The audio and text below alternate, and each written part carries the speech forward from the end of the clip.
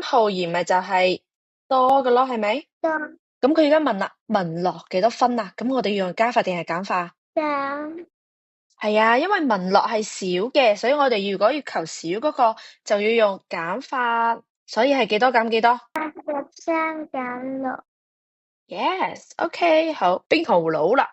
睇下呢度有幾多寸？5寸係咪？係啦，有5寸冰糖葫蘆。OK，係啦，有5寸冰糖葫蘆。跟住咁1寸入邊有幾多呀？1寸入邊有幾多粒啊？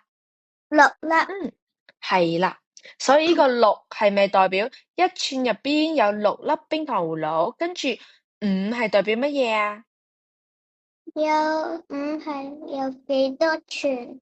係啦，5係代表有幾多寸？好，所以呢度讀作乜嘢？6乘於5等於 30，冇錯。